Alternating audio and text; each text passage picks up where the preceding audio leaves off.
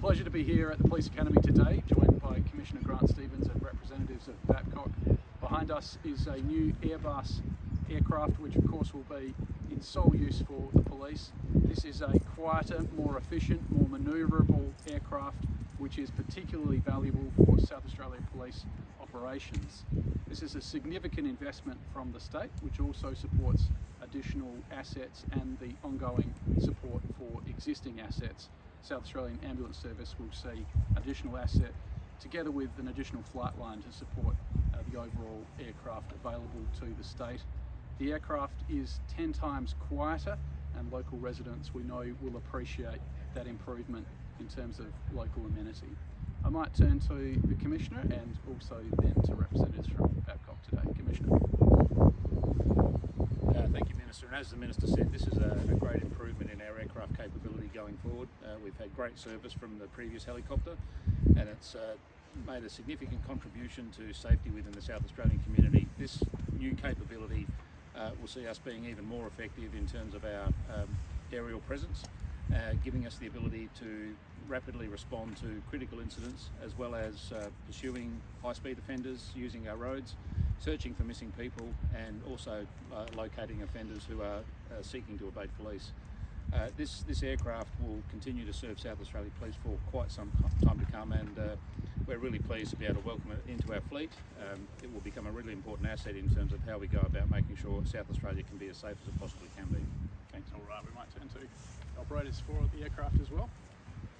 CEO Andrew Cridland. Sorry, sir, can you step up to the mics for us, please? Thank you. Andrew, might just do a sound test first. Yep, do a sound check. Andrew Cridland, Babcock CEO. Yep, you're good.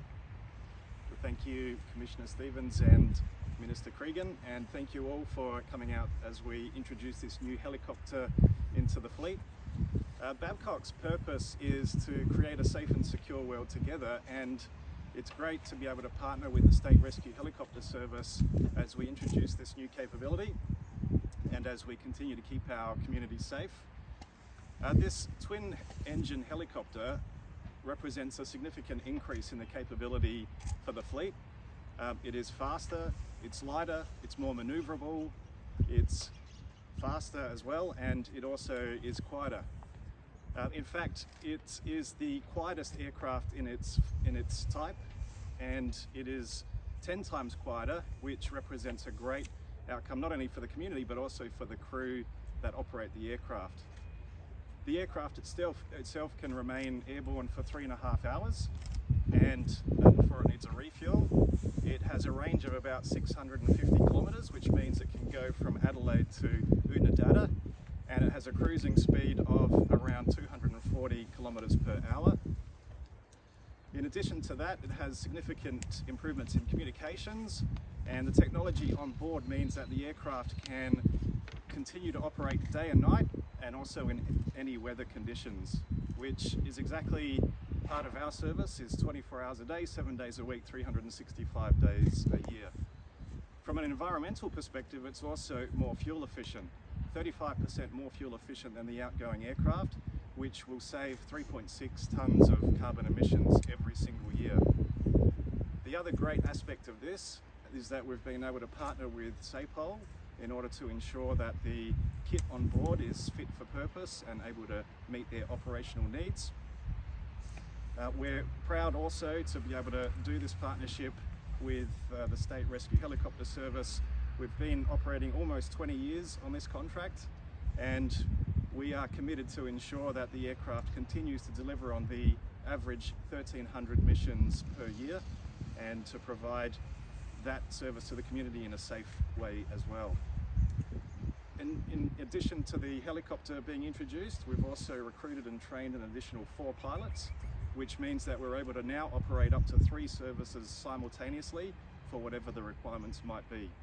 So I'd like to thank the State Government of South Australia and commit to the continued engagement we have, and that includes later this year where there'll be another replacement aircraft added to the fleet.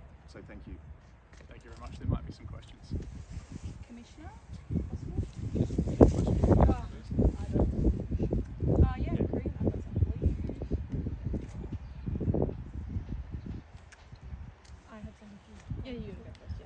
Just wondering, have the new pilots Are they already in action, or are they still in training for additional pilots? I might turn to Andrew. I understand that they have been in training. Yes, we've recruited 4 additional pilots. They've been trained and they're in full operation and capable of operating this aircraft. And how many choppers will be in the fleet now? So with the addition of this one, we have the 3 aircraft also for the State Rescue Helicopter Service that's predominantly focused on the emergency services. What is this chopper's zoom capabilities in terms of being able to narrow in and focus on a car or a suspect? Are they greater than previous or the same? In regards to that particular question, I'm not entirely sure. I'm not sure if there is someone with more technical nous that might know, but certainly overall the capability is increased, and in particular our focus is on the fact that it's faster, it's lighter, it's more manoeuvrable, and it's much quieter than the outgoing aircraft. And are there any additional capabilities, in addition to the ones you've just mentioned, that will support natural disaster responses such as widespread fire and floods? The predominant use of this aircraft will be for SAPOL, for the missions that they complete. And so this chopper's replacing an older chopper? Yes, this replacing an outgoing 412 aircraft. And how old was that chopper? The previous aircraft, that is the outgoing aircraft, was 30 years old, and so what we have now is this Airbus H145 coming into the fleet and is fully operational. Commissioner, just back to the helicopter, Andrew's spoken about the range of technology. How vital is that new technology for policing? Use of the helicopter in operational policing is becoming more and more a critical element to how we respond to various incidents within the community.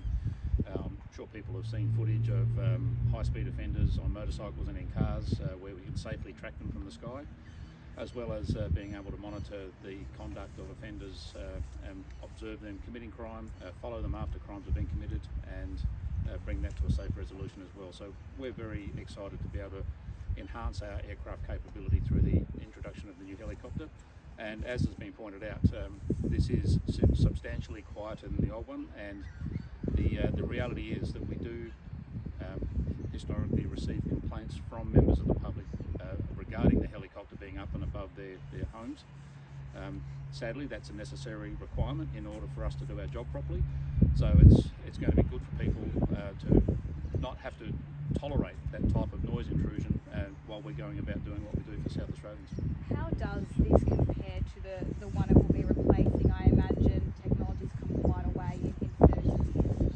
I never really thought about the previous helicopter being an old aircraft until I saw this new one, and it looks pretty good. So we're very excited about introducing it into our fleet. As I said, the previous helicopter has served us exceptionally well. It's done a fantastic job. This enhances our capability through greater efficiencies, being faster, quieter, and more technologically capable. And I think I saw you nod to me before that its zoom capabilities are quite similar to the Quite similar, previous one. using the existing technology for that capability, it will be very similar. I guess what would your message be to offenders such as, high-speed pursuits, etc., about that there are eyes in the sky that are able to track you? I don't think people appreciate just how effective our capability is in being able to track people on the ground from significantly higher altitudes.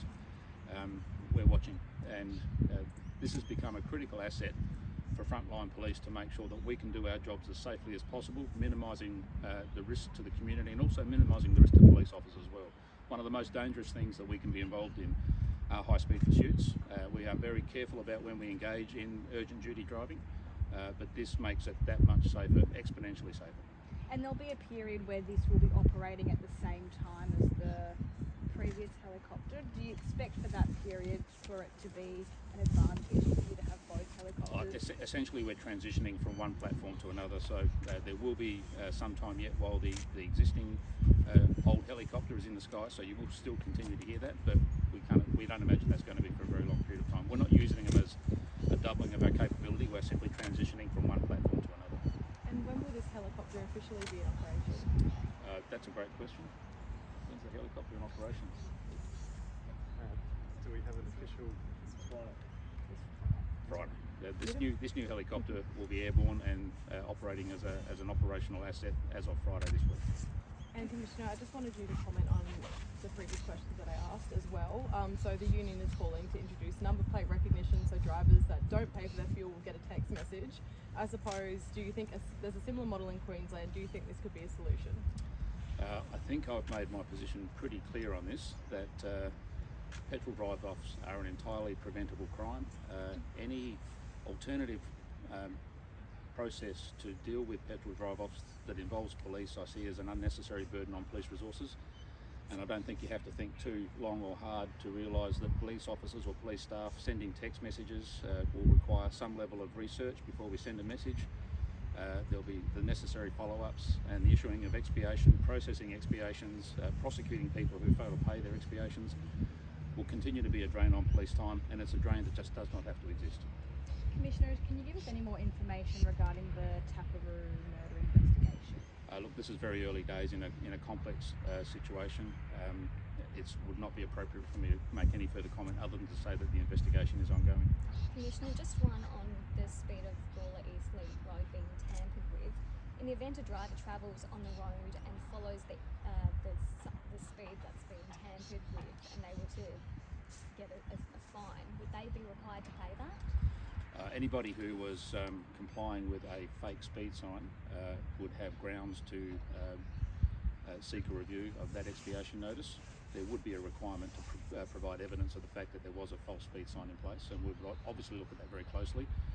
This isn't a green light for people to go up and put higher speed signs around a place so that they can increase their speeds. We would look at every situation on its merits and make a decision based on the circumstances and information we have at our disposal.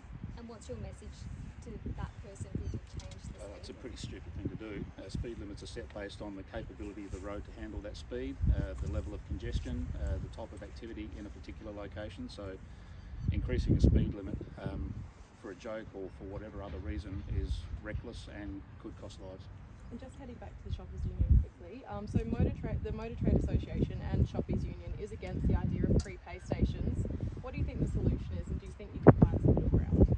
Look, it's not for me to tell the retail fuel industry how to do their business, but what I can tell you is the way they're doing their business now has a dramatic impact on police resources, and I think we're at a point now, after over a decade of talking about this, that someone makes a decision and provides a solution that eliminates this crime completely. We've seen one metropolitan service station who has prepaid, and they have had 0 petrol drive-offs. So there is a solution there. How the industry wants to adapt their business to accommodate that solution is a matter for them. Last question, please. And do you think it's going to get worse if nothing's done? Well, we've seen the incidence of petrol drive-offs increasing year by year. We're just under 16,000 for the last 12 months. And I think that's an indicator that we need to take a different approach to this. Of that 16,000, roughly 16,000, over 8,000 are allocated for police investigation, and each one of those takes time away from police who could be spending that